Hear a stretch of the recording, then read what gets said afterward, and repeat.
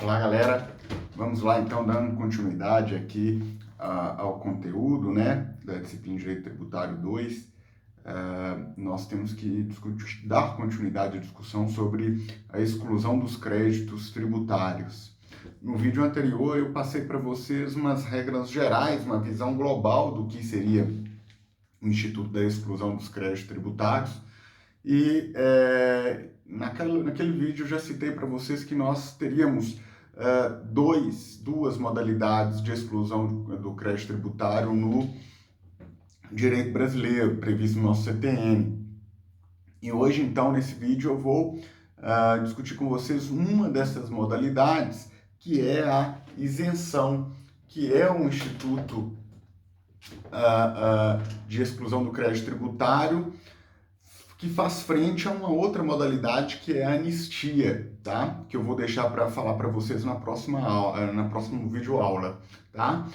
Lembro vocês que a isenção, ela é basicamente o ato em que a administração pública dispensa o contribuinte de pagamento de um tributo, tá? Então, é um momento em que a administração pública se manifesta, por intermédio de lei, obviamente, que não deseja mais ou não tem interesse mais em ter a satisfação de um crédito tributário que eventualmente ela teria direito de exigir do contribuinte.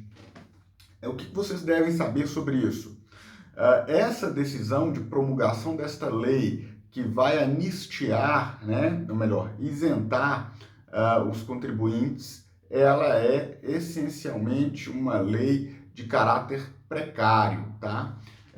Caráter precário por quê? Porque, em regra, nós veremos mais tarde isso com mais cuidado, mas, em regra, nós estamos falando aqui em uma situação que a administração pública pode, a qualquer momento, revogar essa lei e buscar, né, novamente a possibilidade de se exigir os créditos tributários, tá?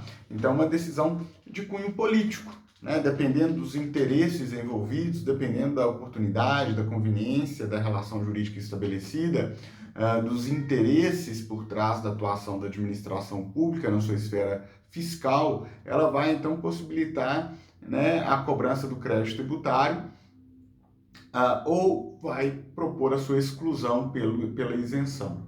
Tá? Eu lembro a vocês que a isenção ela pode ser na totalidade do crédito tributário ou em parte do mesmo. Tá? Bom, observem que se caso ela for decretada na sua totalidade, nós vamos falar aqui que há uma integralidade quanto ao crédito tributário a ser cobrado. Quando é só em parte, nós estamos falando que tem uma possibilidade de ser estabelecido critérios mais específicos para a concessão da isenção.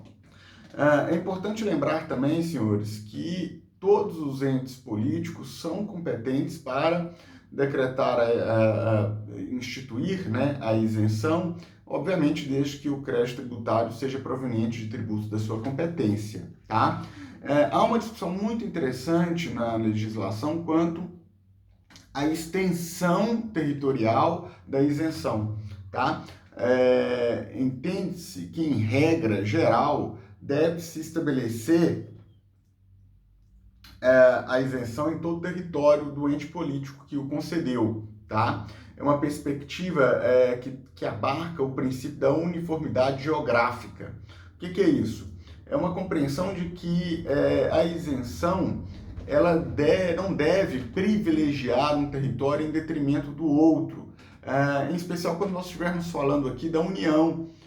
Imaginem se essa isenção for uma perspectiva que possa beneficiar um determinado território, né, sobre um interesse político envolvido aí do presidente e tudo mais, e por beneficiar esse território, ele vai, consequentemente, prejudicar outras áreas do território nacional. Tentando evitar que isso eventualmente possa ocorrer, o princípio da uniformidade geográfica estabelece essa regra, que é uma regra geral e é um princípio apenas relativo, não absoluto, tá? Nós sabemos isso porque a Constituição Federal ela estabelece a possibilidade da União é promover incentivos fiscais em determinadas regiões em prol, né, do desenvolvimento socioeconômico e do equilíbrio socioeconômico entre as diversas regiões da federação, tá? Então, a relativização do princípio da uniformidade geográfica na pretensão da concessão dessa exclusão, ela vai ficar mitigada pelo dever da administração federal em tentar aí dar um reequilíbrio socioeconômico, né?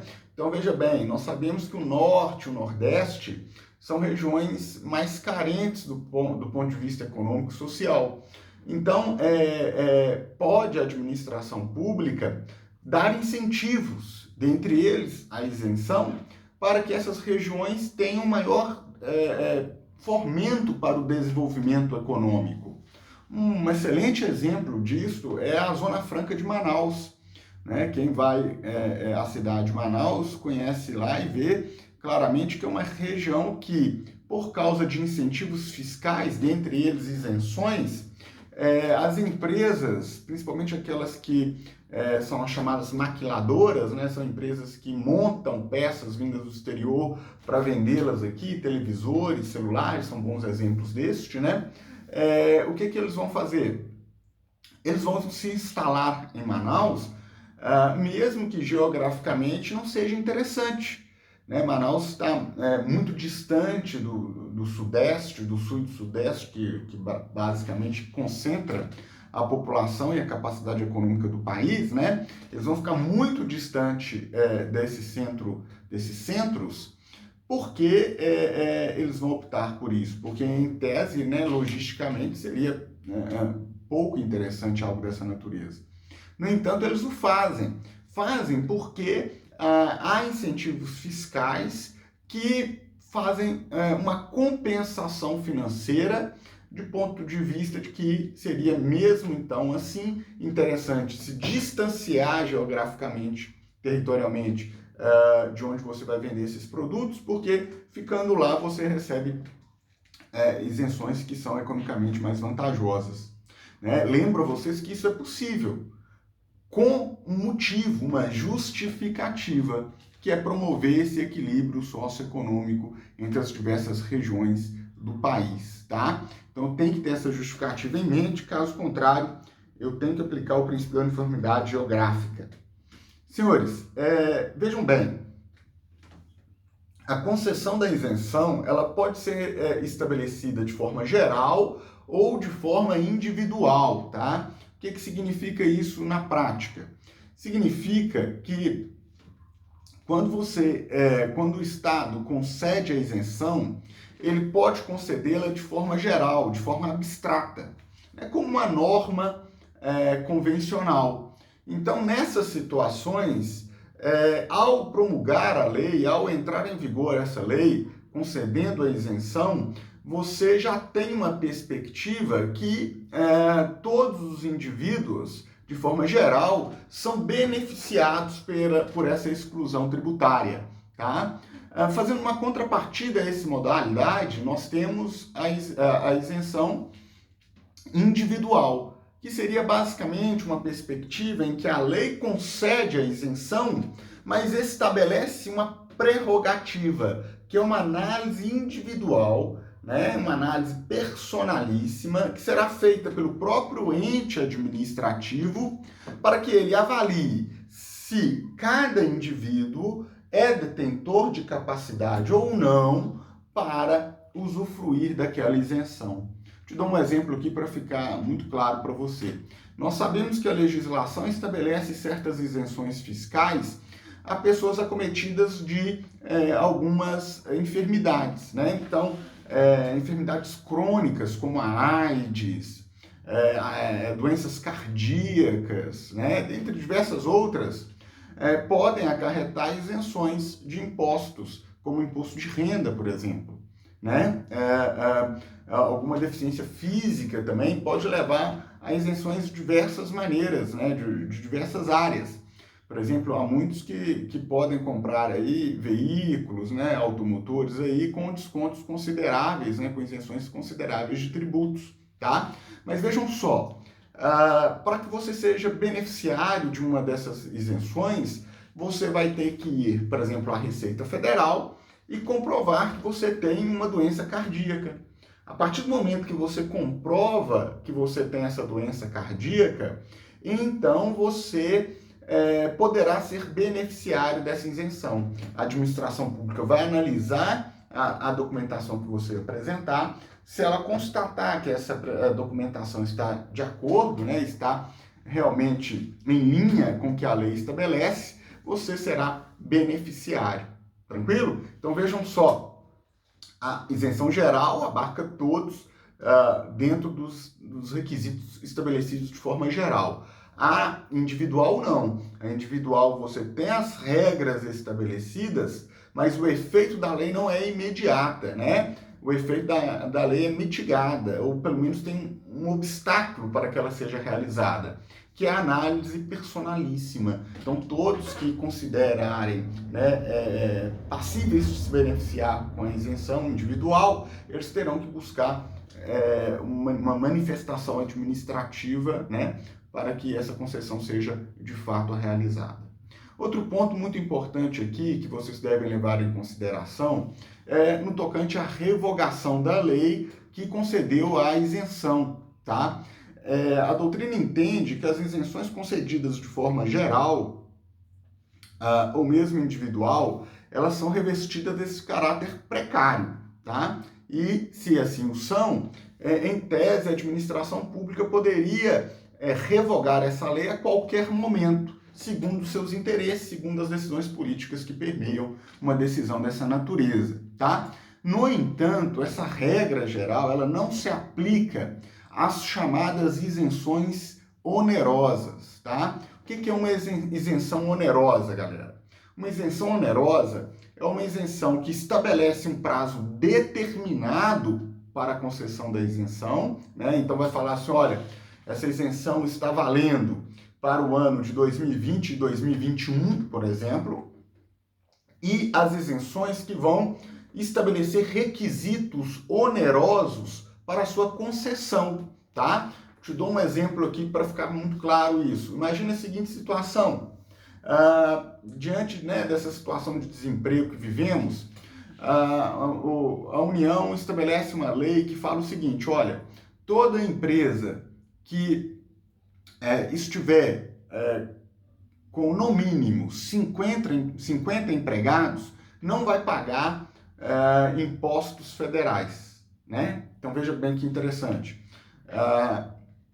A lei vai falar o seguinte, se você mantiver 50 funcionários, durante 2 anos, você terá a isenção de certos impostos federais. Ou outra qualquer, né? Construa uma área na indústria, né, ambientalmente, então, responsável. Então, imagine que a empresa que construir aí, produzir sua própria energia solar, né, sua própria energia através do conceito solar, ela vai ter isenção, né? Percebam só o seguinte, em ambos os casos, então, as empresas vão ter que despender recursos, né? Imagine lá, produzir energia solar. Então a empresa vai ter que tirar dinheiro do bolso e comprar, né, todo aquele aparato para poder produzir sua própria energia, tá? Isso nós chamamos, então, das chamadas isenções onerosas, em que você exige algo do contribuinte para que ele possa se beneficiar da isenção, tá? Nessas duas situações, senhores, entende-se que não pode se revogar, tá, a isenção concedida. Então, as regras inicialmente estabelecidas, né, elas terão que prevalecer até o final. Então, se essa isenção onerosa estabeleceu que durante 3 anos, todo mundo que produziu energia solar terá direito à isenção de impostos federais, e no segundo ano o presidente resolve revogar essa lei, aquelas empresas que realizaram os atos para se beneficiar desde o início, né, elas terão o direito de manter esse benefício, mesmo com a lei revogada, até o término do prazo previsto na lei, tá? Lembro a vocês que a empresa que buscar energia solar, né, produzir energia solar, depois da lei revogada, essa não tem direito. É só aquelas que agiram no período de vigência da lei, né? Se depois ela for revogada e alguém tem pretensão de se beneficiar, não conseguirá tal benefício mais, tá?